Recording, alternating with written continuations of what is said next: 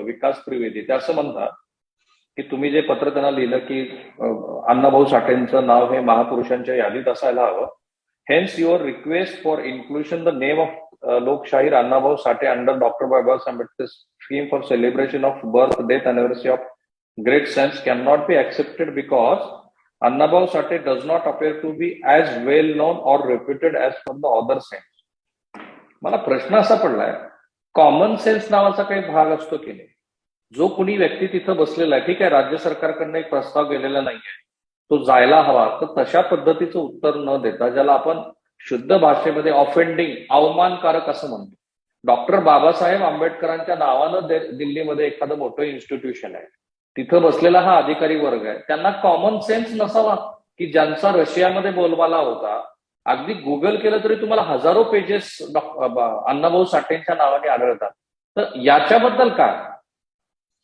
राहुलजी, मला वाटतं की ज्या त्रिवेदींनी जो पत्र काढलेला आहे आणि ज्या सुधाकर भालेरावांनी जे पत्र पाठवलेलं आहे, म्हणजे तुम्ही मी जे पत्र पाठवलं त्या अनुषंगानं मला वाटतं त्रिवेदीजींना किंवा त्या संबंधित खात्यांना संबंधित पत्राच्या अनुषंगानं सहज पत्र असावं. हिंदी भाषिक लोकांना अण्णाभाऊंच्या बाबतीमध्ये फार काही त्यांचा उद्बोधन केलेला काही प्रभाव त्यांच्यावर पडला नसावा असा माझा एक अनुमान आहे. आणि सर्वच हिंदी भाषिक लोकांना त्या महापुरुषांना राज्यातल्या त्यांची माहिती असेल असं मला वाटत नाहीये. त्यामुळं राज्य सरकारच्या माध्यमातून या पत्राच्या अनुषंगानं अत्यंत महत्वाची जबाबदारी म्हणून अण्णाभाऊ हे महापुरुषाच्या यादीमध्ये समाविष्ट झाले पाहिजे, यासाठी योग्य ती पावलं उचलणं आवश्यक आहे.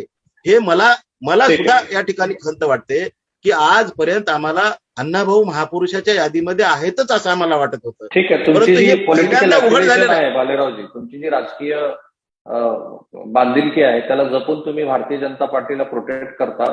केंद्र सरकारलाही तुम्ही एका अर्थाने प्रोटेक्शन दिले आणि केंद्रीय इन्स्टिट्यूशनलाही दिलंय, पण त्यासोबत तुम्ही हीही भूमिका मांडली की राज्य सरकारनं राज्यातनं तो प्रस्ताव द्यावा. अगदी शेवटचा प्रश्न, अण्णाभाऊ साठे सारखं इतकं उत्तुंग व्यक्तिमत्व की ज्यांचा खरं म्हणजे भारतरत्न देऊन आतापर्यंत सन्मान व्हायला हवा होता, त्याचं सुतोवाच सुद्धा झालं. आता केंद्रीय मंत्री असलेले रामदास आठवले यांनी पण तशी मागणी केलेली होती. सरकार तुमचं आहे, राज्यातून मधल्या काळामध्ये सरकार तुमचं येऊन गेलं.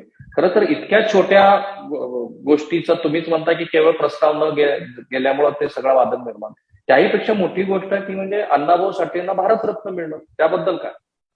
बघा, एखादा प्रश्न ज्या वेळेस उपस्थित होतो त्या प्रश्नाच्या अनुषंगानं याच्या पाठीमागच्या ज्या काही भूमिका आहेत ह्या सकारात्मक दृष्टिकोनातून त्या भूमिका केंद्र सरकारकडे जर गेल्या असत्या, देशाला आझाद, मी वारंवार सांगतो, 75 वर्ष झाल्यानंतर काँग्रेस प्रणित व्यवस्थेने जर आतापर्यंत, मी 10 वर्ष त्या ठिकाणी सभागृहामध्ये महापुरुषच म्हणून आम्ही चर्चा करत आलो आणि योगायोगानं हा जो इन्सिडेंट घडलेला आहे की त्या महापुरुषाच्या यादीमध्ये अण्णाभाऊ नाहीयेत, तर ह्याची कुठेतरी सर्वांनीच जबाबदारी घेतली पाहिजे.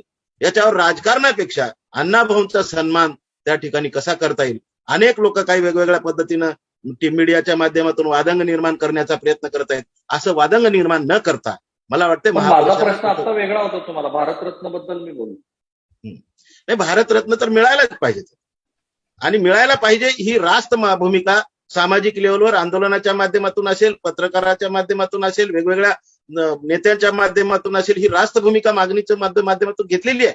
परंतु महापुरुषाच्या यादीतच अण्णाभाऊंचं नाव नाही, ही सर्वात मोठी खंत या देशाला आझादी मिळाल्यापासून. अण्णाभाऊंच्या बाबतीमध्ये रशियापासूनचा प्रवास ते भारत देशामधल्या अथांग